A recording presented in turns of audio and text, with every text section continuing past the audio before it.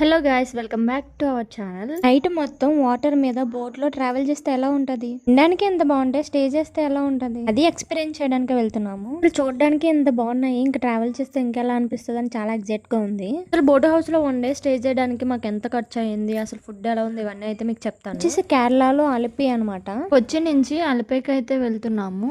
కొచ్చి నుంచి ఎలా వెళ్ళాము, ఏ ట్రాన్స్పోర్ట్ యూస్ చేసుకున్నాము అనేది అయితే చెప్తాను. ముందు వీడియోలో చెప్పాను కదా, కొచ్చిలో పాల్మేరా గ్రాండ్ హోటల్లో స్టే చేసామని. ఇప్పుడు ఆ హోటల్ నుంచి మేమైతే ట్రావెల్ అయితే చేస్తున్నాము. ర్యాపిడో అయితే బుక్ చేసుకున్నాము వైట్లా నుంచి ఆల్పుజాకి అయితే వెళ్ళాలి. డైరెక్ట్ ట్రాన్స్పోర్ట్ అనేది లేదు. బస్సులన్నీ చాలా కలర్ఫుల్ గా ఉన్నాయి, ఎక్కడికి వెళ్ళినా చెప్పొచ్చు ఈ బస్సు కేరళదని. ముందైతే బస్ స్టాప్ కి అయితే వెళ్ళిపోయాము. మార్నింగ్ బయలుదేరడం వల్ల టిఫిన్ అయితే చేయలేదు, సో ఇక్కడ స్నాక్స్ కనిపిస్తే ఇంక తీసుకున్నాం అనమాట. హస్బెండ్ వడ అయితే తీసుకున్నాడు, నేనేమో ఎగ్ పఫ్ తీసుకున్నా. 40 రూపీస్ అయితే అయ్యింది. నెక్స్ట్ మేము బస్ అయితే ఎక్కేసాము. టికెట్ కాస్ట్ ఎంత పడ్డదో చెప్తాను. వైట్లా నుంచి ఆల్పుజాకి ఆల్మోస్ట్ 150 రూపీస్ అయితే పడ్డది ఇద్దరికి కలిపి. ఫైనల్ గా ఆల్పుజాకి అయితే వచ్చాం అనమాట. మేమైతే బోట్ ట్రావెలింగ్ కి వెళ్ళాము. ఇవి వచ్చేసి చిన్నగా ఉంటాయి, పర్ అవర్ చొప్పున అయితే 600 అలా తీసుకుంటారంట. బోట్ హౌస్ కి వెళ్ళడానికి ఒక పర్సన్ అయితే ఆటో అయితే తీసుకొని వచ్చారు. ఆయన అయితే మొత్తం మాట్లాడుతున్నారు, ఇది మొత్తం చెప్తున్నారు అనమాట. మీరే వినండి.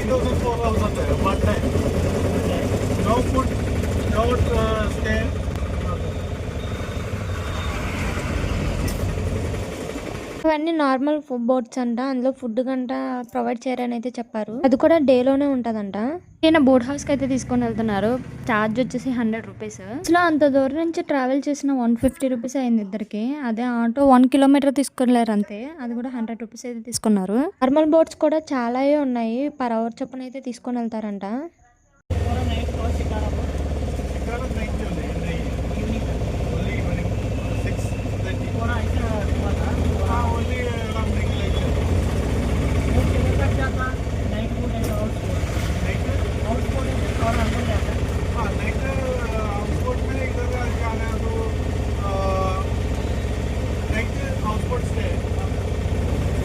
నైట్ హౌస్ బోట్ స్టే అయితే ఉంటుంది. అది వచ్చేసి అక్కడే ఫుడ్ మొత్తం అంతా బెడ్ అంతా వాళ్ళదే అయితే చేస్తున్నారు.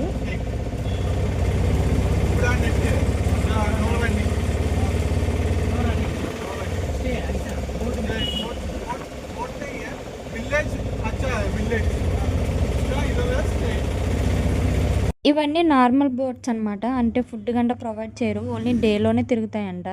అదే మేము వెళ్ళి బోట్ వచ్చేసి బోట్ హౌస్, ఇదేంటంటే నైట్ టైం ఉంటుంది. సైడ్ అంతా ఇదే వ్యాపారంగా చేసుకొని అయితే వీళ్ళందరూ జీవనశైలి అయితే చూసుకుంటారంట. ఆల్మోస్ట్ అసలు ఎన్ని బోట్లు ఉన్నాయో, చాలా బోట్లు అయితే ఉన్నాయి ఇక్కడ. ఇక్కడ లాంగ్వేజ్ వచ్చేసి మలయాళం కదా, ఈయనకి హిందీ కూడా వచ్చు. మా హస్బెండ్ హిందీకి రావడంతో మేము లక్కీగా అయితే ట్రావెల్ చేయగలుగుతున్నాము. ఫైనల్ గా బోట్ హౌస్ ప్లేస్ కి అయితే వచ్చేసాము. ఆటోలు ఏంటి అంటే ఇలా టూర్ కి వచ్చిన వాళ్ళని బాగా క్యాచ్ చేసుకొని అక్కడ ఓనర్లతో టైఅప్ అయ్యి వాళ్ళే తీసుకొని వెళ్ళి ఇస్తారంట.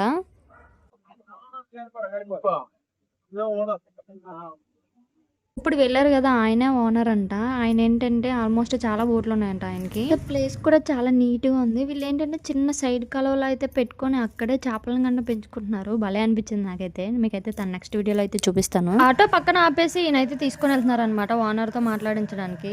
ముందు చెక్ చేసుకున్న తర్వాత ప్రైజెస్ ఎలా ఉన్నాయి, బోట్స్ ఎలా ఉన్నాయి అవన్నీ చెక్ చేసుకొని అప్పుడైతే తీసుకుందాం అని అయితే అనుకున్నాను. అయితే ఆటోలోనే కూర్చున్నాను, వాళ్ళు ఆల్రెడీ మాట్లాడొస్తారని. ఆటో ఆయన అయితే మాకు లగేజ్ కూడా హెల్ప్ చేశారు. ఇక్కడ ఈ వాటర్ ఉంది కదా, ఈ వాటర్ మీద హౌస్ బోట్లు అయితే వెళ్తాయంట. మనం కూడా ట్రావెల్ చేసి దీని మీదే. ఇప్పుడు మేము ఓనర్ తో అయితే మాట్లాడడానికి వెళ్తున్నాము. ఇక్కడే ఈ నుండి మొత్తం అంతా చూసుకుంటూ ఉంటారంట. ఇల్లు కూడా చాలా బాగుంది. ఇప్పుడు మీకు కొన్ని బోట్స్ అయితే చూపిస్తాను.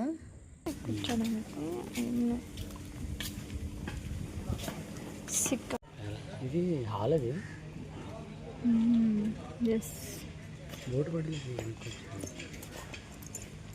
హోటల్ స్టే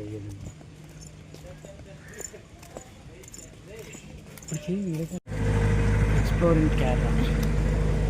గొడవలు కూడా వచ్చేస్తే తెలుసా, గొడవలు కూడా వచ్చేస్తే అలా ఇస్తే తక్కువ రేటుకి ఇస్తాను.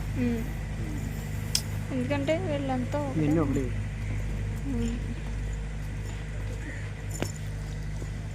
చాలా బోట్లు అయితే ఉన్నాయి, అన్ని కూడా చాలా చాలా వెరైటీగా అయితే ఉన్నాయి. ఒక్క బోట్ ఒకలా కూడా లేదు. మన బోట్ వస్తే ఎక్కిపోవాలి, మనం చూడు తిరుగుతుంది అలా.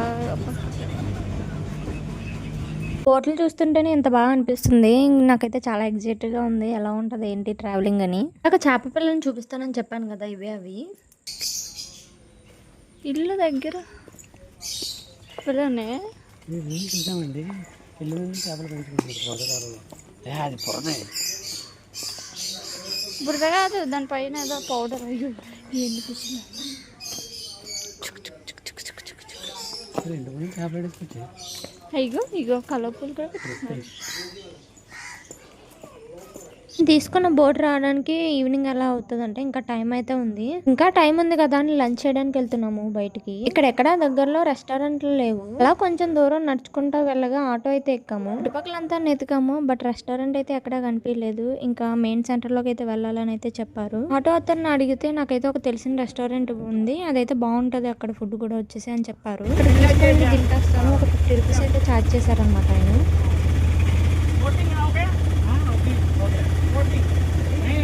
इवनिंग जा रहा हूँ. कुकिंग हो गया. होटल एक्सपेक्ट किया यहाँ पर डायरेक्ट तो ना 600.